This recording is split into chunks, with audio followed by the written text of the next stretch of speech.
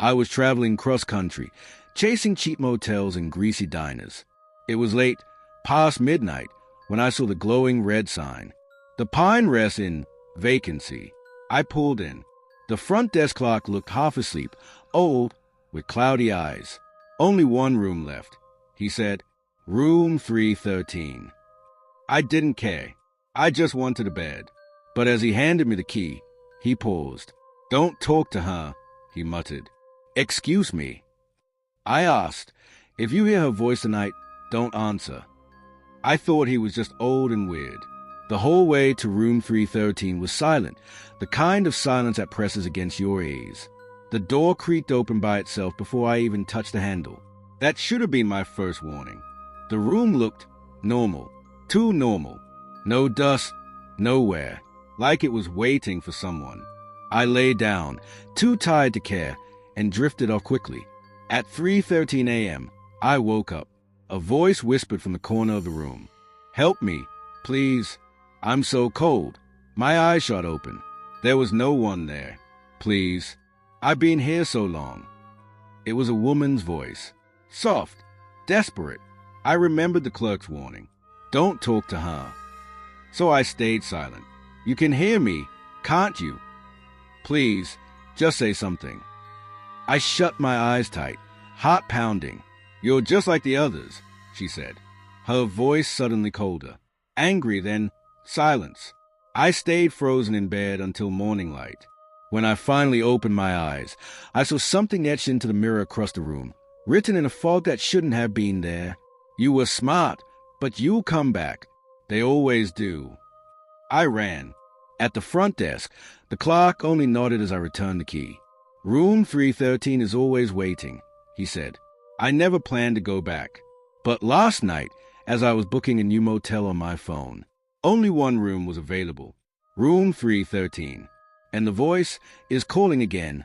Would you answer the voice if it called your name?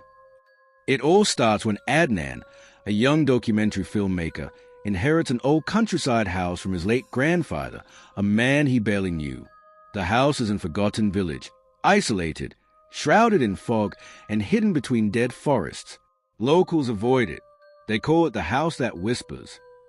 Adnan decides to spend a weekend there alone to film a documentary about old homes. But the moment he enters, he feels something's off. The clocks are dead. The mirrors are covered. Strange symbols are carved into the walls. That first night, he hears voices, whispering from behind the walls, calling his name in a faint, almost regretful tone. He thinks it's the wind or the old structure settling.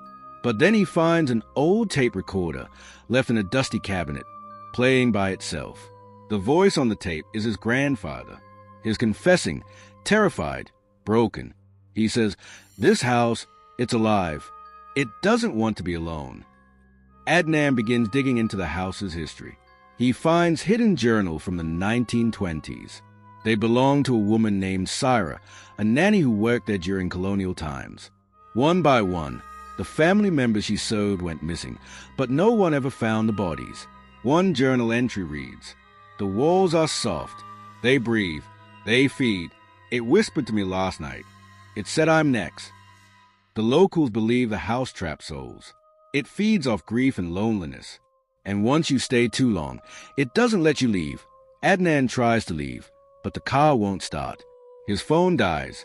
He sees shadows moving inside mirrors. He hears footsteps above him, even though there's no second floor. Each night, the whispers get louder. Sometimes it's his mother's voice. Sometimes it's his own. Then, the final tape appears in the recorder, one he never recorded. It says, "You stayed too long.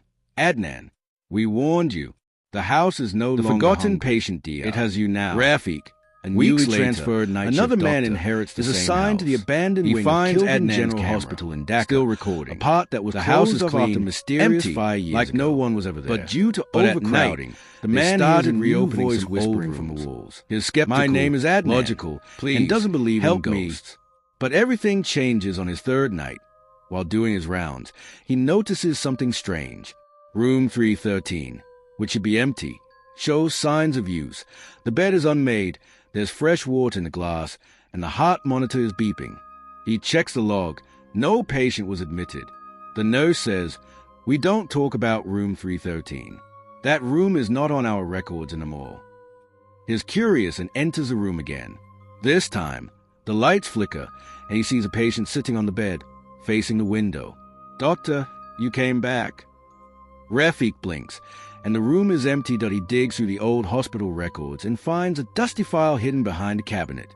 Patient name, Rafik Hassan. Diagnosis, severe schizophrenia. Violent behavior. Claimed to be a doctor. Date of death, 2003. But that's his name. He thinks it's a joke. Maybe one of the staff is playing a prank. But things spiral. He starts seeing the same patient every night. The staff begin ignoring him. The security guard won't speak to him. His ID stops working. Rafik records himself sleeping. In the footage, he walks the halls at night, talking to invisible patients.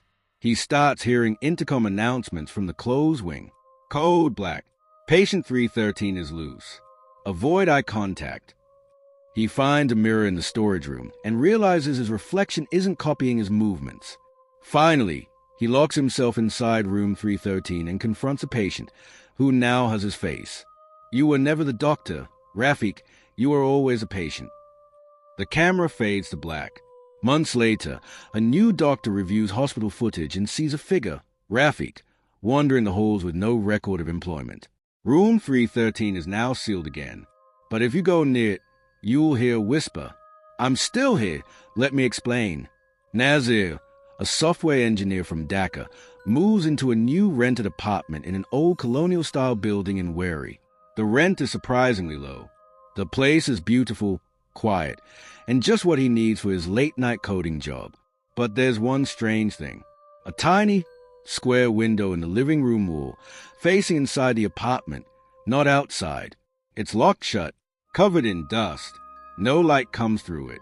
The landlord says, "Just ignore that. It's been there since the old days." Some people call it Chaya Janala, the shadow window. The first few nights, Nazir hears faint tapping sound from the window. He thinks it's rats or plumbing. But the noise increases, loud at 3:11 a.m. every night. Then he hears a whisper. "Can you see me now?" He checks with a flashlight. Nothing. But in a reflection of the TV screen, he sees a woman standing behind the window, pale, eyes wide open, hair dripping wet. When he turns around, no one is there. Nazir starts investigating. He asks neighbors, but most avoid the topic. Finally, an old rickshaw puller tells him, "You're living in the room where Anika Apa lived. She was a school teacher, kind soul, but she used to say someone was watching her through that window. Everyone thought she had mental illness. She was found dead, sitting in front of the window, her eyes gouged out. The autopsy said she died of heart failure. But her fingernails were torn, and blood was found around the window's edges. Inside the glass, as if something was reaching out, Nazir tries to leave the apartment. But he blacks out in the lift. Every time he packs his bags, the power goes out. One night, he hears his mother's voice from behind the window, even though his mother is in Chittagong. "Baba, open it. I'm cold. I'm trapped here." He smashes the lock, opens the window, and nothing is there. But that night, he sees himself in the mirror, smiling back, even when he isn't. Nazir drills through the back wall out of desperation. He finds a small sealed room behind the window, dusty, moldy, with a single chair facing the window and mirrors on every wall. On the ground is a diary. It belonged to Anika. The window sees into your mind. It shows you what you fear, what you miss. But if you stare too long, it wants to come through. The last page says, if you're reading this, it already knows your name. The next day, Nazir is found unconscious. The police seal the apartment. But months later, a new tenant moves in. They text a friend. "Nice flat, but weird thing, there's this window on the wall. I swear I saw someone smiling at me through it last night."